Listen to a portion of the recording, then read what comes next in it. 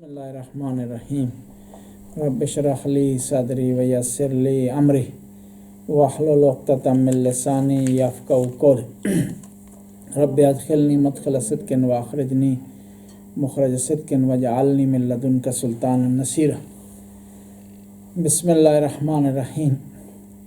جیسے کہ آپ کے علم میں ہے کہ سلسلہ دروس ہم نے ماہ رمضان میں شروع کیا ہے اور اس سلسلے کی آج 17ویں کڑی ہے، اور آج کے جو بانی ہیں سلطان احمد ہیں اور اسی طرح جو ہے وہاب بخاری صاحب ہیں، دو نفر اس کو اسپانسر کر رہے ہیں آج کے پروگرام کے۔ تو ہم یہاں آپ کی خدمت میں سورہ حجرات کی آیت نمبر 11 کی تلاوت کرتے ہیں، تلاوت کرنے کے بعد اس کی تفسیر بیان کرتے ہیں۔ بسم اللہ الرحمن الرحیم۔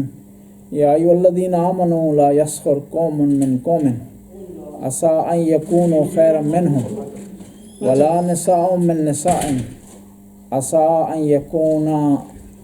یکنن خیرا منہن ولا تلمزوا انفسکم ولا تنابزوا بالالقاب بئس الاسم الفسوق بعد الایمان ومن لم یتب فاولئک هم الظالمون۔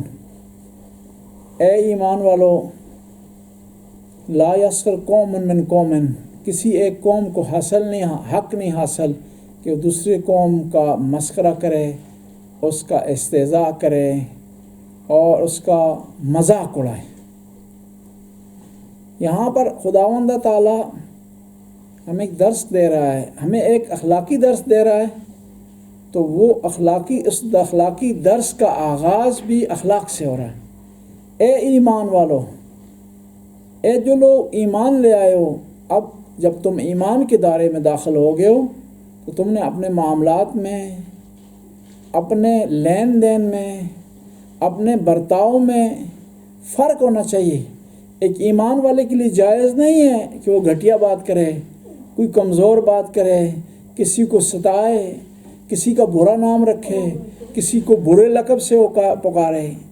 ایمان اس کا مطلب یہ نہیں ہے کہ آپ توحید پر ایمان لے آئے ہیں، عدل کو مانتے ہیں، نبوت کا اقرار کرتے ہیں، امامت کی گواہی دیتے ہیں اور قیامت کا عقیدہ رکھتے ہیں، یہی آپ کے لیے کافی ہے، بلکہ اس کے لیے ضروری ہے کہ آپ کے عمل سے جھلک نظر آئے ایمان کی، آپ کی زبان گویا ہو کہ آپ مومن ہیں، آپ کے کان حرام کی طرف نہ جائیں، آپ کی آنکھیں حرام کی طرف نہ جائیں، آپ کی زبان کنٹرول میں ہو۔ یہاں پر خداوند تعالیٰ نے پہلے اس آیت سے پہلے بیان کیا کہ مومنوں کے درمیان صلح ہونی چاہیے، مومن آپس میں بھائی ہیں۔ جو چیز برادری کو کاٹتی ہے، صلح کو خطرے میں ڈالتی ہے، ان میں سے ایک یہ ہے کہ انسان کسی دوسرے کی توہین کرے، چاہے وہ غیبت کے ذریعے ہو، چاہے تہمت کے ذریعے ہو، اور چاہے برے القاب سے نوازنے کے ذریعے ہو۔ بس اس آیت میں عیب جوئی سے منع کیا ہے، چاہے وہ کسی کا عیب نکال کر کے اسی عیب کی بنیاد پر اس کا نام رکھ لیا جائے، چاہے غیبت کی جائے، چاہے تہمت لگائی جائے، ساری چیزیں منع ہے اسلام میں۔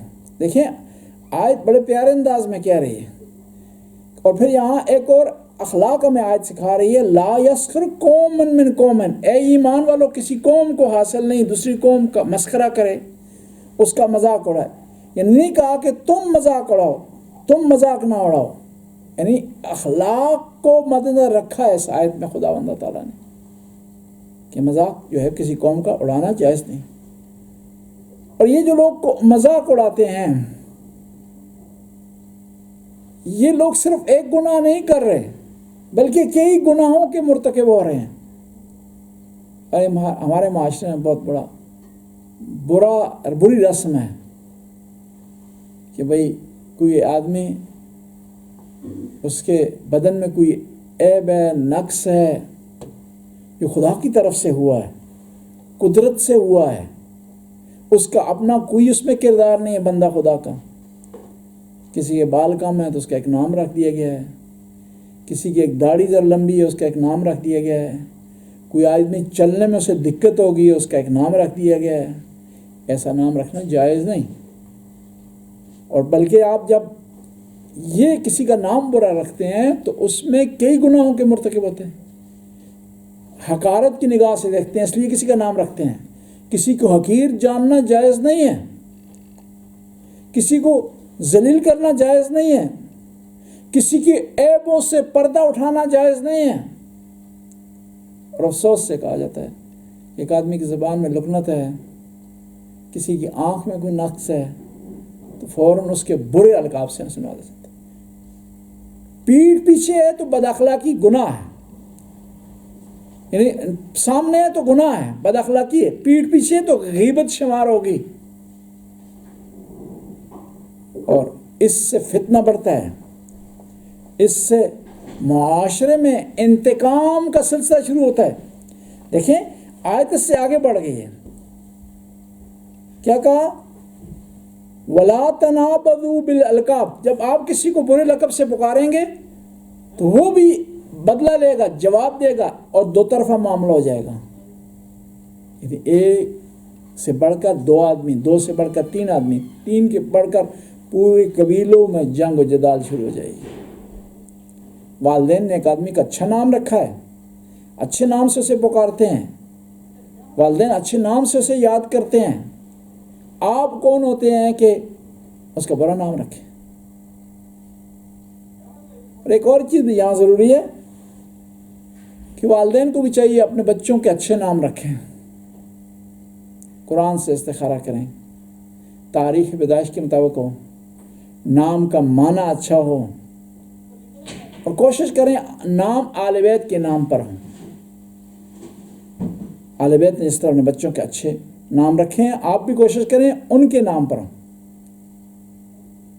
اور یہ لوگ جو دوسروں کو برے القاب سے پکارتے ہیں اس کی وجوہات کیا ہیں؟ کسی کے آدمی کو پیسہ زیادہ ہے, دوسرے آدمی کو کم سمجھتا ہے, اس کو برے نام سے پکارتا ہے. اور بعض اوقات اپنے علم پر فخر کرتے ہوئے ایک دوسرے آدمی کو کم سمجھتے ہوئے اس کا نام جاہل رکھ دیتے تھے یا ان پڑھ رکھ دیتے تھے. تو ایسا کرنا صحیح نہیں ہے, منع ہے اسلام میں جائز نہیں ایسا کرنا. اور بعض اوقات لوگ کہتے ہیں ہم اس کا نام جو برے نام سے پکار رہے ہیں تھوڑا مزہ لینا چاہتے ہیں. اسلام میں اس قسم کا لطف اٹھانا, مزہ لینا جس میں کسی کی توہین کا پہلو نکل رہا ہو جائز نہیں ہے, اجازت نہیں دی اسلام. اسلام نے کہا آپ تفریح کر سکتے ہیں, سرگرمی کر سکتے ہیں, لطیفے سنا سکتے ہیں, مذاق کر سکتے ہیں, لیکن اگر مذاق میں کسی کی توہین ہو رہی ہو, کسی کو برے لقب سے پکارا جا رہا ہو, کسی کو تنگ کیا جا رہا ہو, کسی کو اذیت پہنچائی جا رہا ہو تو جائز نہیں ہے ایسا مذاق. مذاق اس وقت تک جائز ہے آپ آزاد ہیں, کسی کی توہین نہ ہو. اسلام واحد مذہب ہے جو انسان کی جان, مال اور عزت کی بھی گارنٹی دیتا ہے. دنیا کا قانون صرف جان اور مال کی گارنٹی دیتا ہے, عزت کی گارنٹی نہیں دیتا بعض اوقات. لیکن اسلام واحد دنیا میں ایک قوانین کا مجموعہ ہے شریعت کے نام سے, جو جان اور مال کے ساتھ عزت کی گارنٹی دیتا ہے. اس لیے اسلام میں 3 سبجیکٹ ہیں ہمارے پاس: عقائد, احکام اور اخلاق. اور اخلاق کو عقائد اور احکام پر بھی فضیلت حاصل ہے. ایک آدمی اگر بھوکا ہے تو ہر مسلمان پر فرض ہے, واجب ہے کہ اس کی بھوک کا تدارک کرے. کہا گیا وہ مسلمان نہیں ہے جس کا ہمسایہ بھوکا سوئے. ہمسائے کا لفظ استعمال ہوا, نہیں کہا کہ ہمسایہ مسلمان ہو, شیعہ ہو, سنی ہو, عیسائی ہو, جو ہے یہودی ہو, بلکہ کہا ہمسایہ, ایز اے ہمسایہ آپ پر فرض بنتا ہے, آپ پر اس کی طرف سے آپ کی گردن پر حق ہے کہ آپ اس کا خیال رکھیں ایز اے ہمسایہ. اسلام نے انسانیت کی بات کی ہے, کبھی بھی مذہب اور دین کی بات نہیں کی. ایک آدمی بھوکا ہے, اس کا عنوان بھوکا ہونا ہے, ناتوان ہونا ہے, غریب ہونا ہے. اس کا عنوان یہ نہیں ہے کہ وہ کس مذہب سے تعلق رکھتا ہے. ایک آدمی کے پاس لباس نہیں ہے اور آپ کے ہمسائے میں رہتا ہے, آپ پر فرض ہے, واجب ہے کہ آپ اس کو لباس خرید کر کے دیں. اس میں عنوان نہیں ہے کہ کس مذہب سے تعلق رکھتا ہے. ایک آدمی مریض ہے، اس کو مداوا کی ضرورت ہے، اس کو ٹریٹمنٹ کی ضرورت ہے، علاج کی ضرورت ہے، اور ناتوان ہے، آپ صاحب استطاعت ہیں، اس کا علاج کروا سکتے ہیں، آپ پر واجب ہے، ضروری ہے کہ اس کا علاج کروائیں۔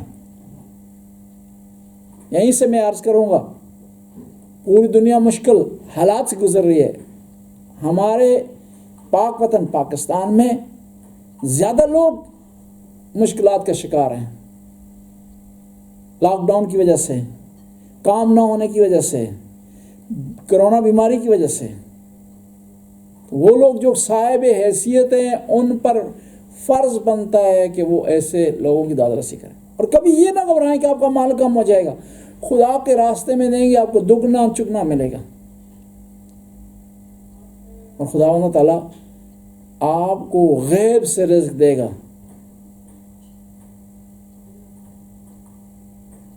اور آپ کی گیرا گشائی کرے گا، آپ کی خداوند تعالیٰ پریشانیاں دور کرے گا، بشرطے کہ آپ کیا کریں، دوسروں کی داد رسی کریں، ان کی مشکلات کو حل کریں، اور خاص طور رمضان کا مہینہ، پیغمبر سے پوچھا گیا کہ کم ترین عمل کیا ہے رمضان میں؟ پیغمبر نے فرمایا کہ انسان کسی کو افطار کروائے۔ سوال کیا گیا، بعض کا افطار نہیں کروا سکتا، کسی کو ایک پانی پیش کر دے افطار کے لیے، ایک کھجور پیش کر دے افطار کے لیے، تو رمضان کے مہینے میں اسے دگنا چگنا اجر ملے گا۔ بس میں عرض کر رہا تھا کہ کسی کو حق نہیں ہے کہ دوسرے افراد کو برے القاب سے پکارے۔ یا ایھا الذین آمنوا لا یسخر قوم من قوم، اے ایمان والو، کسی قوم کو حق حاصل نہیں ہے کہ دوسری قوم کا مسخرہ اڑائے، مذاق اڑائے۔ عسیٰ ان یکونوا خیرا منہم، وہ جو کہ ممکن ہے جس کا مسخرہ اڑایا جا رہا ہے، جس کا مذاق اڑایا جا رہا ہے، وہ اس سے بہتر ہو جو اس کا مذاق اڑا رہا ہے۔ تم نے فیصلہ نہیں کرنا کہ کون بہتر ہے۔ ولا نساء من نساء، کسی عورتوں کو بھی حق حاصل نہیں ہے کہ دوسری عورتوں کا مذاق اڑائیں۔ عورتوں، یہاں ایک دفعہ قوم کا لفظ استعمال کیا تو عورتیں خواتین اس میں شامل ہیں، علیحدہ کیوں ذکر کیا؟ علیحدہ ذکر کیا ہے اس لیے تاکید کرنے کے لیے، کیونکہ اس کی بعض روایات بتاتی ہیں اس کی شان نزول میں مسئلہ عورتوں کا تھا، اور مرد بھی اس میں مبتلا ہیں، خواتین بھی اس میں مبتلا ہیں۔ یہاں پر ذکر ہوا ہے خواتین کا، ان کو زیادہ دقت کرنی چاہیے، وہ جو خدا کے نزدیک ہیں، خدا ان سے محبت کرتا ہے، وہ خدا کی عبادت 9 سال کی عمر میں بجا لا سکتی ہیں، خدا نے ان کو فضیلت دی ہے، برتری دی ہے، مرتبہ دی ہے، ان کو تو زیادہ خیال کرنا چاہیے کہ ایک دوسرے کا نام نہ رکھیں، ایک دوسرے کو برے القاب سے مت پکاریں۔ بس خداوند تعالیٰ اس آیت میں خواتین کو خاص کر کے بتانا چاہتا ہے کہ خواتین اور مرد برابر ہیں، لیکن خواتین کی تاکید ہے کہ خداوند تعالیٰ ان سے زیادہ محبت کرتا ہے، بس جس سے خداوند تعالیٰ زیادہ محبت کرتا ہے اس کو زیادہ اس سے توقع رکھتا ہے، اس سے زیادہ توقع رکھتا ہے کہ وہ ان چیزوں کا خیال رکھے۔ عسیٰ ان یکونوا خیرا منہن، کہ ایسا نہ ہو شاید وہ افراد جن کا مذاق اڑایا جا رہا ہے وہ بہتر ہیں ان افراد سے جو مذاق اڑا رہے ہیں۔ وَلَا تَلْمِزُوا أَنفُسَكُمْ، تم عیب جوئی نہ کرو، اور یہاں کہا گیا کہ تم اپنی عیب جوئی نہ کرو۔ یہ جو کسی کا تم مذاق اڑا رہے ہو، گویا تم اپنا مذاق اڑا رہے ہو، کسی دوسرے کا مذاق نہیں اڑا رہے۔ کیوں؟ کس لیے؟ جس کا مذاق اڑا رہے ہو وہ مومن ہے۔ مومن کیا ہے؟ تمہارا بھائی ہے۔ بھائی کا عیب نکالنا گویا اپنے اندر عیب نکالنا ہے، اور تم کبھی بھی نہیں چاہتے کہ تمہارا عیب آشکار ہو، آیا ہو، کوئی اس سے آگاہ ہو۔ میں ہمیشہ کہا کرتا ہوں، آخری جملہ عرض کرتا ہوں، جو چیز اپنے لیے پسند کرتے ہو دوسروں کے لیے پسند کریں۔ آپ پسند نہیں کرتے کوئی آپ کی عیب جوئی کرے، کسی کی عیب جوئی نہ کریں۔ آپ پسند نہیں کرتے کہ آپ کے پیٹھ پیچھے کوئی باتیں کرے، غیبت کرے، کسی کی پیٹھ پیچھے باتیں نہ کریں۔ آپ پسند نہیں کرتے کوئی آپ سے بد کلامی کرے، بے احترامی کرے، کسی کے ساتھ اس طرح سلوک سے پیش نہ آئے۔ آپ پسند کرتے ہیں کہ سارے لوگ آپ کا احترام کریں، آپ کو اچھے نام سے پکاریں، سب کو اچھے نام سے پکار کے، آپ پسند کرتے ہیں کہ سب لوگ آپ سے پیار اور محبت کریں، تو کوشش کریں سب سے پیار اور محبت کریں۔ ربنا آتنا فی الدنیا حسنہ وفی الآخرۃ حسنہ، خدا اس قلیل سی عبادت کو قبول و منظور فرما، ہمارے گناہوں سے درگزر فرما، نیک کام کرنے کی توفیق عطا فرما، برائیوں سے بچنے کی توفیق عطا۔ یا اللہ آج کے پروگرام کے بانی ہیں سلطان احمد اور وہاب بخاری صاحب، خدا ان کی توفیقات میں اضافہ فرما، ان کے رزق میں وسعت عطا فرما، ان کی اولاد کو نیک اور صالح بنا، ان کی مرحومین کی مغفرت فرما، ان کے درجات کو بلند فرما۔ خدایا جو بھی مومنین و مومنات اس پروگرام کو دیکھ رہے ہیں ان کی توفیقات میں اضافہ فرما، ان کے گھر میں برکات نازل فرما، انہیں ہر قسم کی بیماری خاص طور پر کورونا بیماری سے محفوظ فرما۔ خدایا تیری بارگاہ میں عرض کرتے ہیں خدایا، جن لوگوں نے رمضان کے پروگرام میں حصہ لیا ہے، ان کی اس پروگرام کے اخراجات برداشت کیے ہیں، ان کی توفیقات میں اضافہ فرما، انہیں ہر قسم کے دکھ سے بچا۔ یہ جو خدا کے راستے میں انہوں نے دیا ہے، خرچ کیے، اس کا انہیں ڈبل صلہ عطا فرما۔ خدا ہماری اولاد کو نیک اور صالح بنا۔ اس ملک میں ہم رہ رہے ہیں خدایا، ہمیں توفیق دے کہ آل بیت محمد و آل محمد کی ثقافت جو ہمارے سینوں میں اس کو اپنی نسلوں تک منتقل کر سکیں۔ خدایا ہمیں توفیق دے کہ ہم اولاد کی اپنی تربیت کر سکیں، آل بیت کے راستے پر انہیں لا سکیں۔ خدایا قیامت کے دن بچوں کی نسبت ہمیں اہل بیت کی بارگاہ میں شرمندہ نہ فرمانا۔ ربنا آتنا فی الدنیا حسنہ وفی الآخرۃ حسنہ وقنا عذاب النار۔ تمام مومنین و مومنات خاص طور پر جو دیکھ رہے ہیں اس پروگرام کو اور جنہوں نے آج کے پروگرام کی جو خرچے کا ذمہ لیا ہے، ان کی مرحومین و مرحومات کے لیے سورہ فاتحہ کی تلاوت فرمائیں۔ بسم اللہ الرحمن الرحیم، الحمدللہ رب العالمین، الرحمن الرحیم، مالک یوم الدین، ایاک نعبد و ایاک نستعین، اہدنا الصراط المستقیم، صراط الذین انعمت علیہم غیر المغضوب علیہم ولا الضالین۔ اللہم صلی علی محمد۔